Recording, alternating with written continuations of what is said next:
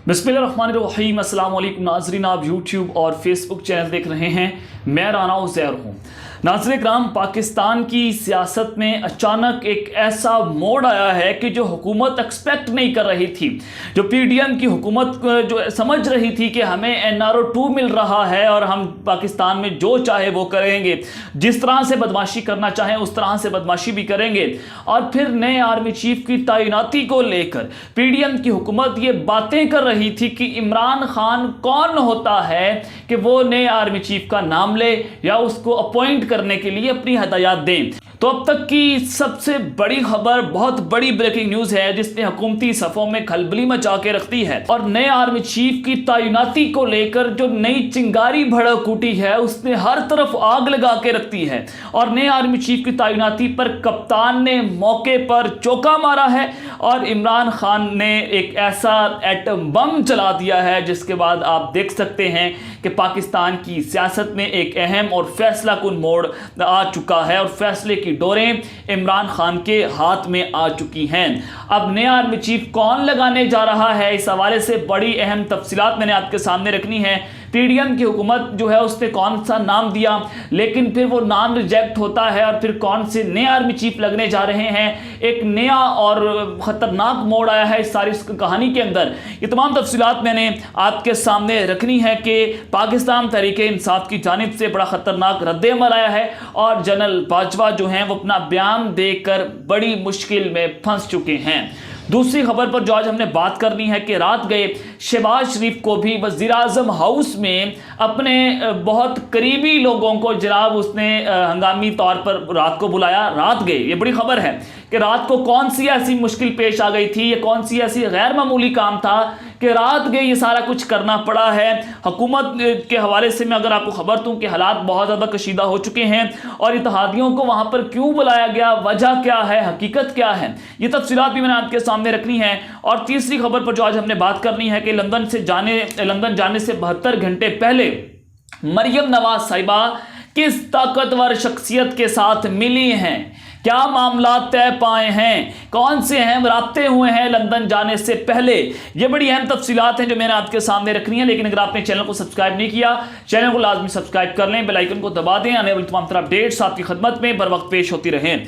नाज़रीन इकराम, NRO2 जो है वो तेज़ी से चल रहा है और तेज़ी से पाया तकमील तक पहुँच रहा है। शहबाज शरीफ को रजीम चेंज ऑपरेशन के तहत पाकिस्तान का वज़ीर-ए-आज़म बनाना और फिर जो इसहाक डार हैं उसको वतन वापस लाना, जो कि अब्सकॉन्डर यानी कि मुजरिम इश्तिहारी करार हमारी अदालतों की जानिब से, लेकिन अदालतें कोई एक्शन नहीं ले रही, कोई सोमोटो नहीं लिया जा रहा। और फिर मरियम नवाज को एक डील के तहत लंदन भेजना और नवाज शरीफ की नाअहली को ख़त्म करने के लिए अब काम शुरू हो चुका है और उसको वापस लाना है किसी ना किसी तरीके से। और इस NRO2 का जो आखिरी हिस्सा है वो जनाब ये है कि इमरान खान को नाअहल करके सियासी रास्ते से हटा दिया जाए और इमरान खान का पत्ता हमेशा के लिए साफ कर दिया जाए। तो नाज़रीन इकराम, जो प्लान्स तैयार किए जा रहे हैं वो बड़े ख़तरनाक हैं कि अल्ताफ़ हुसैन को दोबारा से रिलॉन्च करने का फैसला कर लिया गया है। और अल्ताफ़ हुसैन को रिलॉन्च इस वजह से किया जा रहा है कराची के अंदर, अंदरूनी सिंध में, कि इमरान खान को तोड़ा जाए, क्योंकि कराची में इमरान खान साहब दूसरी बड़ी पार्टी थी इनकी, तो उनको वोट बैंक के तोड़ने के लिए अल्ताफ़ हुसैन को, एक दहशतगर्द को, नॉमिनेटेड टेररिस्ट को पाकिस्तान के अंदर रिलॉन्च किया जा रहा है। क्योंकि जनाब अल्ताफ़ हुसैन ने माफ़ी भी मांगी है, आपने वो वीडियो भी देखी, तो उसके पीछे बड़ी हकीकत है, बड़े मामला चल रहे हैं और वो उस माफी के पीछे पसे पर्दा कुछ और हो रहा है। क्योंकि नाज़रीन इकराम, इस्टेब्लिशमेंट चाहती है कि कमज़ोर हुकूमत आए, वो हमारे जो इशारों के ऊपर चले, वो हुकूमत को जो हम डायरेक्शंस दें उसी डायरेक्शंस पर वो हुकूमत काम भी करे। लेकिन इमरान खान साहब ऐसा नहीं कर रहे थे। इमरान खान साहब निगोशिएशन से चल रहे थे कि जो काम मेरा करने वाला है वो मैं करूँगा, जो आपका करने वाला है वो आप करेंगे, मैं आपके अंदर मुदाखलत नहीं करूँगा, आप मेरे कामों में मुदाखलत ना करें। लेकिन इस्टेब्लिशमेंट जो है वो ब्लैकमेल करती थी, इमरान खान साहब ब्लैकमेल नहीं होते थे। और इमरान खान साहब ने यहां तक कह दिया है कि साइफर की जो तहकीकाती कमेटी है जिसमें कौन कौन से शामिल हैं, FIA शामिल है, उसमें ISI के लोग तहकीकात कर रहे हैं, IB के इदारे शामिल हैं और मिलिट्री इंटेलिजेंस MI के लोग भी उसमें शामिल हैं जो कि साइफर के ऊपर तहकीकाती कमेटी में वो शामिल हैं। तो इमरान खान साहब ने कहा कि अगर इस तहकीकाती कमेटी ने मुझे बुलाया तो मैं उनसे पूछूंगा कि डोनाल्ड लू ने किसको जनाब ये कहा था कि इमरान खान की हुकूमत का तख्ता उलट दो, उसको घर भेज दो।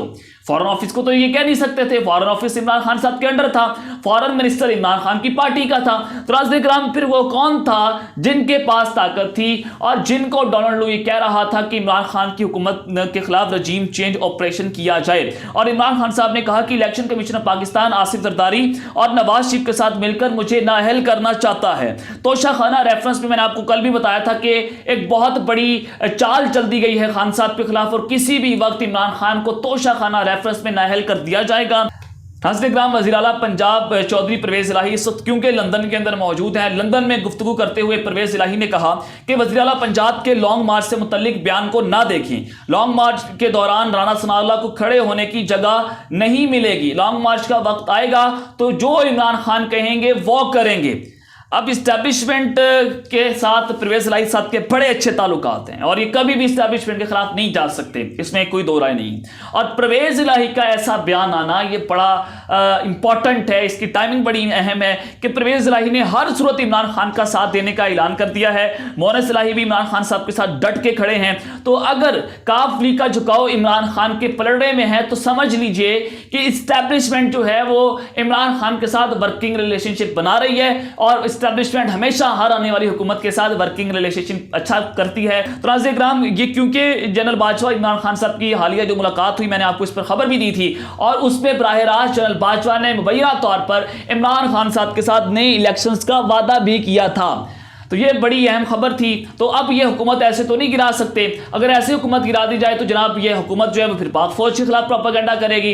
तो ये हुकूमत घर जाएगी इमरान खान के लॉन्ग मार्च के बाद और फिर इत्तेहादी जो हैं वो इस हुकूमत से अलग हो जाएंगे और फिर सदर पाकिस्तान इस हुकूमत को कहेंगे कि जनाब शहबाज शरीफ साहब आप अपने पार्लियामेंट से इत्तेमाद का वोट लें। जब ये इत्तेमाद का वोट लेने में नाकाम हो जाएंगे तो पाकिस्तान की असम्बलियाँ जो हैं उसको जनाब तहलील कर दिया जाएगा। इमरान खान साहब ने इसी वजह से कहा कि जब लॉन्ग मार्च हम लाएंगे तो 16 अक्टूबर का जो इलेक्शन है जिसमें इमरान खान साहब खुद भी 9 हलकों से इलेक्शन लड़ रहे हैं तो जनाब वो इलेक्शन होने की नौबत भी नहीं आएगी। तो ये भी बड़ा इंपॉर्टेंट स्टेटमेंट है खान साहब की जानिब से।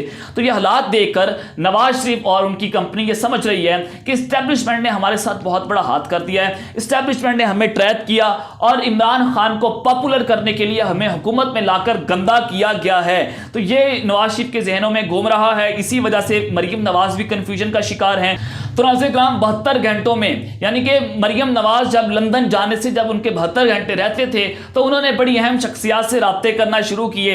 अब ये राब्ते किससे थे और हमदा शहबाज के बारे में मरियम नवाज क्या कह रही थी जिसके बाद हमदा शहबाज अब तक मंजर आम से गायब हैं। उन्होंने कोई प्रेस कॉन्फ्रेंस मरियम नवाज के साथ नहीं की और मरियम नवाज ने यह कहा कि जनाब मैं जैसे ही वापस आऊंगी तो पार्टी की क़यादत उनके हाथ में होगी।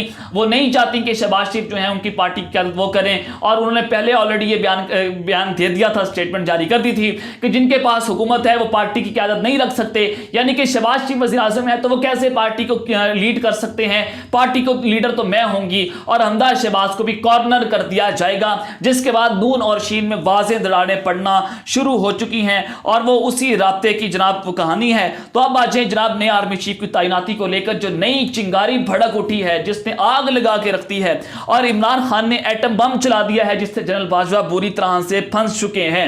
नाज़रीन किराम इस वक्त पूरे का पूरा जोर स्टेक होल्डर्स जो हैं वो नए आर्मी चीफ की तैनाती पर लगा रहे हैं। नून लीग ये समझ रही है कि नए आर्मी चीफ की तैनाती इमरान खान के लिए सबसे बड़ी मुश्किल है, इमरान खान की कमजोरी ये है। तो खान साहब ने ये वाज़ेह तौर पर कह दिया कि कोई भी आर्मी चीफ आए वो फौज से आएगा, उनको कोई मसला नहीं है, किसी को भी लगा दें। लेकिन मेरिट ये है कि ये चोर चक्के डाकू मुजरिम इश्तिहारी जो है क्या वो पाकिस्तान का नए आर्मी चीफ अपॉइंट करेंगे? क्या ये पाकिस्तान के लिए सिक्योरिटी रिस्क नहीं है? तो खान साहब का सिर्फ ये सवाल है जिसको लेकर वो हमेशा पूछते भी हैं और नून लीग बड़ा खुश हो रही है कि आसिम मुनीर साहब को आर्मी चीफ लगा देंगे। बेशक लगाएं, इसमें कोई दो राय नहीं है, कंट्रोवर्शियल हमें नहीं बनाने की कोई जरूरत है। और आसिम मुनीर बड़े क्रेडिबल जनाब पाकिस्तान के ऑफिसर हैं। तो जनरल आसिम मुनीर जिनकी रिटायरमेंट 27 नंबर को होने जा रही है, तो देखना होगा कि नून लीग का जो टिकट है या जो नून लीग चाहती है कि वो जनरल आसिम मुनीर को नया आर्मी चीफ लगा दे। नया दौर वेबसाइट है प्रो पाकिस्तान मुस्लिम नवाज, ये लोग बोलते हैं जिसमें नजम सेठी साहब भी आते हैं उस वेबसाइट ने भी ये आर्टिकल लिखा